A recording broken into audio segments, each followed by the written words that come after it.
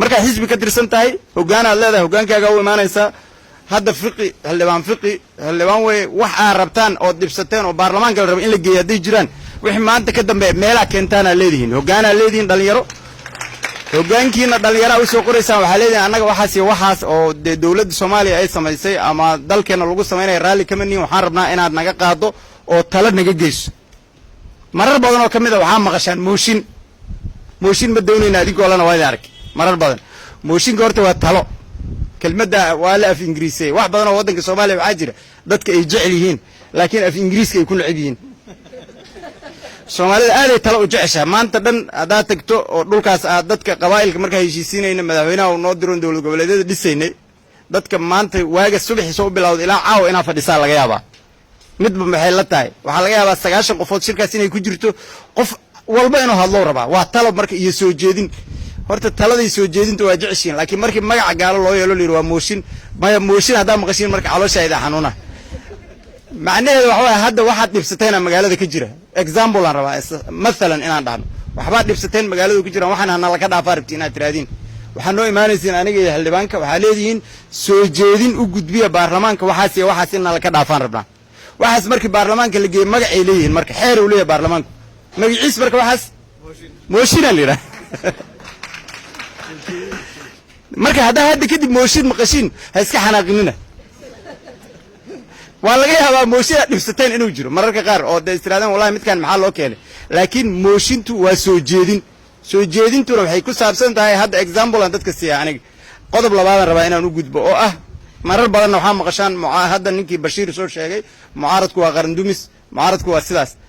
mucaaradka example aan idin siinaya maalin dhoweed waa ka warhaysaan qalbi dhagax nin la yidhaha la dhiibay dowladdeenaa soo qabatay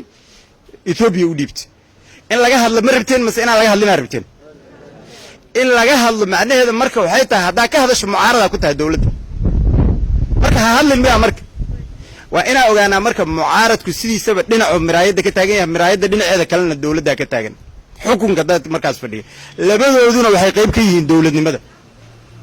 dadka Soomaaliyeed waxay isku qaldaan waxa la yiraahdaa nidaam iyo dowlad waxa dalka ka taliya oo farmaajo iyo xasan khayre madaxweynaha iyo ra'iisul wasaaraha ah nidaam la yiraahdaa nidaamkaas waa isbedelaa shalay anaga joognay maanta ayaga jooga bariina kuwa kala imaanay laakiin waxa aan isbedelin oo kulligan ah xubin kana maxay yihiin dowladnimada marka qof inuu asaga dowladnimada iska dhigo yiraahdaa aniga dowladnimada waa laga fiican yahay u fiirsada macnaheedu marka maxay tahay xisbigan UPD la yiraahdo waxa laga yaabaa marka laabataan caaw dad badan ay aragtaan tiraadaan xisbi mucaarada ku biirteen in la yiraahdo laga yaabaa marka waa ina idin sheegaa mucaaradka shaqadiisu maxay tahay mucaaradka shaqadiisu waxay tahay waxa khaldan inuu toosiyo haddii marka aan lagu toosin adiga hadda waa soo kortay waa weynaatay iskoola aaday intaas hooyo aabba kula shaqeynayso waa lagu daba socday haddaan lagu daba socon lahayn dad badan oo la daba socon Soomaalidu waxay ku maamaadaa gaalo waa ilmo la daayay tiraada Soomaa gaalo waa ilmo la daayay wal idmin way ya procedure-kii la bari way wixii la bari waraa salaad duko waraa saanya dawladda hadii saas la yeelo ilmo la daayay noqonaysa meesha rabtay ka baxaysa waa marka subax walba wixii khaldan la sheega oo la yiraahdaa waraa dadka jidadka laga furo waraa wixii kana laga furo normalina shalayna waa jirtay barina waa jiraysaa dabeecadda basharka ka mid tahay bani aadamka dabeecadiisa ka mid tahay wax anaga nagu gooniya maaha Soomaaliya adduunka dhanayna ka jirta ahzaab xukun haysa iyo ahzaabaan xukunka haynin balance yaa la rabaa waxaa la rabaa nimanka oo xukunka jooga inaysan sensitive ka ahaanin dadka xukunka mucaaradka ku ah oo ay dhageystaan warkooda wixii warkooda asalka ah ay ka qaataan wixii kalena hadda wayba waxba ma dhibayaan wax culaysa ma keenayaan marka ayadana qodob labaad oo aan rabay inaan idinku baraarujiyay eedo hadhow markii la idin weydiyo la yiraahdo waraa xisbiga ku biirteen waa xisbi mucaarada oo sayid ku noqonin wax kadis intaas waxa marka aan rabaa inaan ku soo gunaado maadaama ahwaga la hadlay dhalinyaradu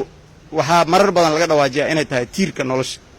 oo ayagu ay yahay bari